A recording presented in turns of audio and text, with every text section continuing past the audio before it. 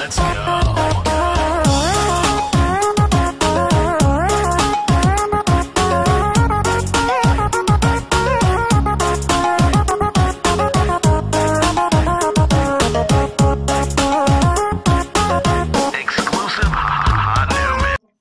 Assalamualaikum Anda semua, dan ketemu kembali dalam pembelajaran kimia kelas 12. Dan untuk kali ini kita akan membahas tentang sifat koligatif larutan. Dan di pertemuan sebelumnya kita juga sudah membahas sifat koligatif larutan. Tapi untuk pertemuan kali ini kita akan membedakan sifat koligatif larutan non-elektrolit dengan larutan elektrolit.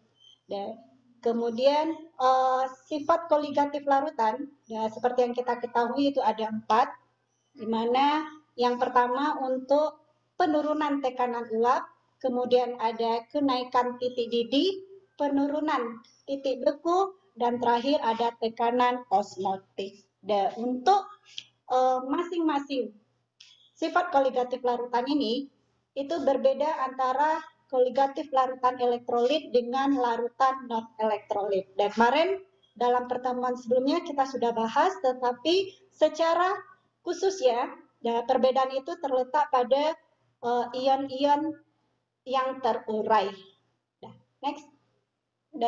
Kemudian untuk diagramnya itu juga sudah kita bahas kemarin, itu ada diagram PT air, di mana di sana diperlihatkan penurunan tekanan uap, kenaikan titik didih, penurunan titik beku, dan tekanan osmotik. Kemudian untuk zat non-elektrolit sendiri, dalam air itu masih berbentuk molekul-molekulnya, sedangkan elektrolit dalam air terurai menjadi ion-ionnya, sehingga zat non-elektrolit itu karena tidak terurai menjadi ion-ion, sedangkan zat elektrolit terurai menjadi ion, maka jumlah zat terlarut dalam larutan elektrolit itu lebih banyak daripada larutan non-elektrolit. Dan disinilah yang membedakan sifat koligatif kedua larutan tersebut. Dan untuk rumus atau masing-masing perbedaan itu bisa kita lihat di sini, di mana untuk larutan non-elektrolit, penurunan tekanan uap, kemudian penurunan titik beku, dan kenaikan titik didih, dan terakhir tekanan osmotik, itu sudah kita bahas kemarin, masing-masingnya ada rumusnya juga. Dan di mana untuk penurunan tekanan uap, P sama dengan XP kali P0, atau mungkin Anda juga didapatkan dari beberapa buku, P sama dengan P0 dikali XT. Sehingga untuk penurunan tekanan uapnya bisa kita dapatkan juga dari delta P sama dengan P0 dikurang P. Nah, ini untuk larutan non-elektrolit. Sedangkan untuk larutan elektrolit, kita menambahkan nanti faktor Van Hoff. Nah, sehingga di sini nanti ditambahkan dengan I, atau dikenal dengan faktor Van Hoff-nya. Selebihnya sama. Kemudian untuk penurunan titik beku, delta TF sama dengan M kali KF. Untuk contoh soalnya, setelah ini akan kita bahas juga. Secara umum, yang membedakannya adalah faktor Van Hoff-nya. Untuk non-elektrolit, kita hanya langsung menjumlahkan atau seperti ini. Sedangkan nanti untuk non-elektrolit kita tambahkan dengan faktor Van Hoff. Di slide juga ada. Untuk kali ini perbedaannya itu terlihat dalam contoh soal berikut ini. Di sana ada pada suhu 25 derajat Celcius, tekanan uap murni adalah 18 mmHg. Dan jika ke dalam 90 gram air, MR-nya 18, dilarutkan dalam 180 gram glukosa, di mana MR-nya sama dengan 180, maka yang ditanyakan berapakah penurunan tekanan uap larutan. Jadi di sini kita lihat dulu larutan atau zat terlarutnya apa.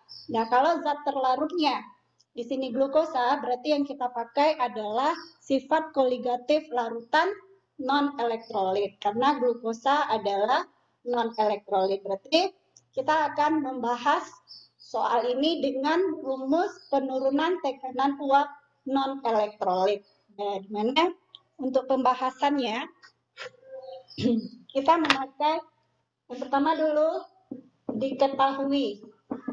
Nah, di sana suhu 25 derajat Celcius seperti dalam keadaan standar, maka tekanan uap murni. Tekanan uap murni berarti penol.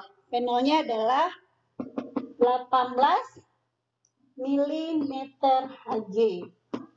Nah, kemudian yang diketahui lagi 90 gram air, berarti pelarutnya.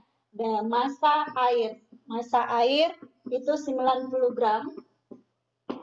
Kemudian MR-nya 18. Dan dilarutkan dalam 108 gram glukosa. Maka massa dari glukosa itu sama dengan 180 dengan MR 180.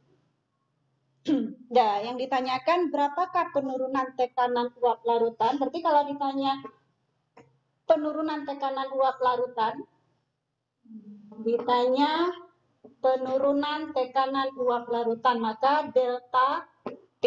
Nah, berarti kita cari dulu yang ditanya delta P, berarti kita masukkan rumusnya. Delta P sama dengan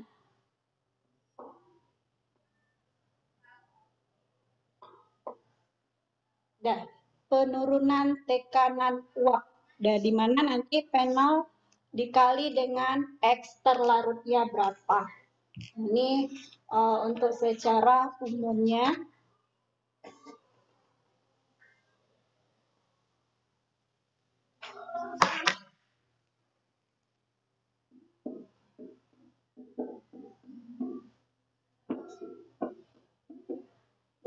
Delta P atau penurunan tekanan uap itu didapatkan dari penol dikali XT, di mana tadi penolnya diketahui, sedangkan XT nanti kita cari dulu. Dan XT itu apa? XT itu adalah fraksi mol untuk zat terlarut atau fraksi mol zat terlarut.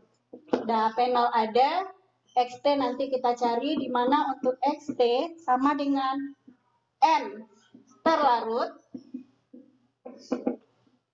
per N terlarut ditambah dengan N pelarut. Dan berarti kita cari masing-masing molnya dulu. Dan di mana N terlarut itu terlarutnya di sini. Ini pelarut, kemudian untuk zat terlarut berarti dari sini. Dan sekarang kita masukkan XT sama dengan N terlarut. N terlarut di sana gram glukosa atau massa glukosanya 180 per 180. Nah, kita bagi juga dengan N terlarutnya 180 per 180 dikali ditambah ya, ditambah N pelarutnya di sana itu adalah air 90 gram per 18.